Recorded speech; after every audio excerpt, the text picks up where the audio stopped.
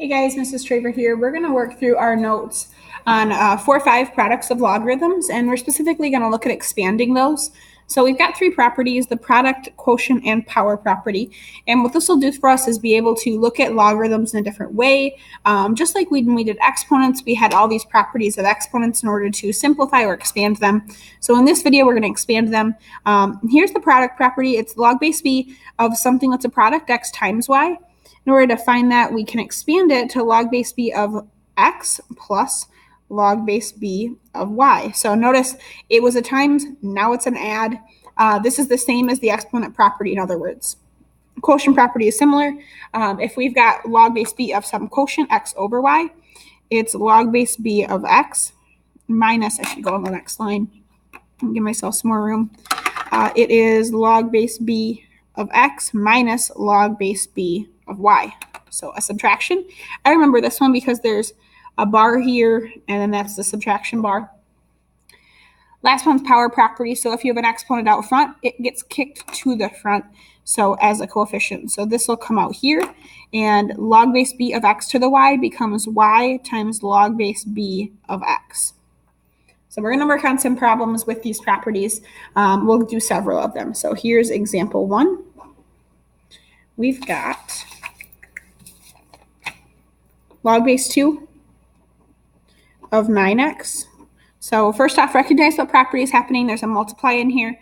So I can break it down into an add because we're expanding. Again, all of our answers are going to look longer than what they started at. So we have, instead of 9x, it's 9 and then plus x. Keep your bases the same. Number 2, let's do log base, let's just do common log of 4x to the 5th. So we've got a couple things happening here. First thing to notice is you've got your 5 you can kick out into the front. So we'll do that as our first step. Kick my 5 out. And now to fully expand, I need to do the 4 and the x. So we've still got the 5 times the whole log. Now let's do 5 times each of them. 5 times log, common log 4, plus 5 times common log x. Number 3, let's do log base 5 of x over 3. This one's got a fraction on it, so we're going to do a subtraction here. So log base 5 of the numerator, x, minus log base 5 of the denominator, 3. Number 4, natural log of the quantity x over 3 squared. So first off, let's kick our 2 out. So the 2's out front of everything. And then we've got natural log x over 3. And now we can do a subtraction. So 2 natural log x minus 2 natural log 3.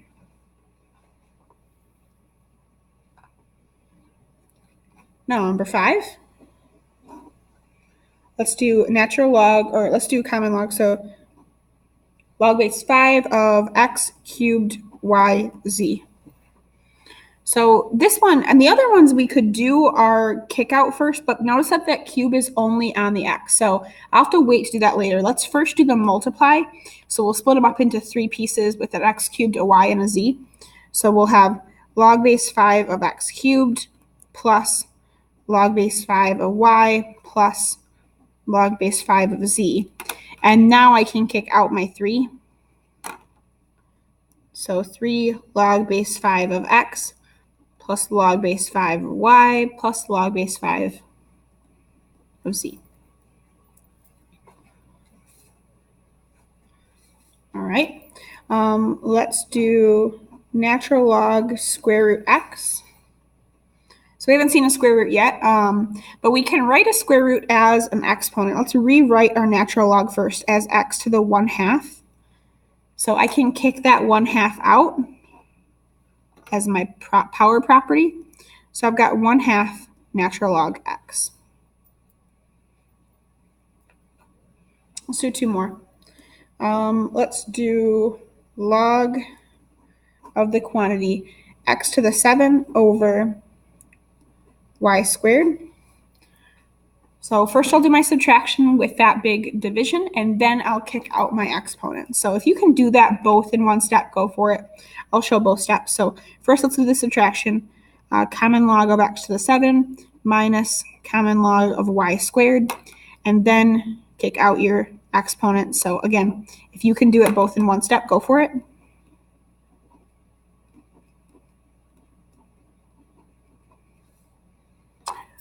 Last one, let's do something tricky. Let's do log base 6 of the quantity x cubed over y squared z. Let's throw one more thing in there here. Okay, so lots of things happening here. Notice we've got product property on the denominator, quotient property with the fraction, whole power property on the outside, and power property on the inside. So there's several things happening. Starting from the outside, working our way in, let's first move our 3 out front. So that's going to be tagged onto all of these. So 3 on all of this. And then on the inside, let's do our subtraction first. So log base 6 of x cubed minus log base 6 of y squared z. All right, now let's mess with this guy, bringing the 3 out front, and then let's make that be an add. So we'll take it step by step. So bringing the 3 out front here, and here minus this whole thing. So I'm going to add another parenthesis. So minus this thing of log base 6 of y squared plus log base 6 of z. All right, the only other exponent I have to move is this guy. I can move to here. So we've got 3 times the quantity 3 log base 6 of y minus the quantity 2 log base 6 of y plus log base 6 of z. And I've just got some distributing to do here. So let's put this negative here and here and get rid of it. And then let's distribute the 3 into all of the coefficients. So I've got, final answer, 9 log base 6 of x minus 2 log base 6 of y minus log base 6 of z. So there's the expansion. So I did a tricky one. All right, let's see how this helps us out. So say I had some common logs. So we worked on some where you could do logarithms without a calculator. There's also lots of them you can do without a calculator. So let's say we were given the information that we have log base 4 of 0.7, log base 4 of 3 equals 0.792. And our calculator can do this for us. Because this is 4 to the what is 3. There isn't a perfect number for it. It's this decimal that goes on and on. So use log base 4 of 3 is 0.792, and log base 4 of 7 equals 1.404 for the following problem. So let's say we were trying to find log base 4 of 21. I can break 21 into 3 times 7. And then using my product property, these are additions. So this is log base 4 of 3 plus log base 4 of 7. And I know log base 4 of 3 is 0.792. And I know log base 4 of 7 is 1.404. So adding these, let me throw it in my calculator, 0.792 plus 1.404 is 2.196. And we can't use our calculators on these, but just to show you how it happens on here, the blur, there we go. Let me turn the flashlight off. That'll help. There we go. So notice on our calculator, there is a logarithm button, and the calculator company is clever because it's next to like the e to the x button. It goes with the natural log button. The log button goes with the 10 to the x button. So those all go together. But if we do the log button in our calculator, it's going to do a common log. Oops. So we can't really type it in. That's why that's kind of annoying. You'd have to eventually learn how to convert into common log, which we're not there quite yet. So we haven't been able to type that in our calculator yet, but we'll be able to sooner rather than later. Let's do another one like this. Say I was going to try to find log base 4 of 3/7. Well, I have log base 4 of 3 and I have log base 4 of 7. So that's just going to be a subtraction.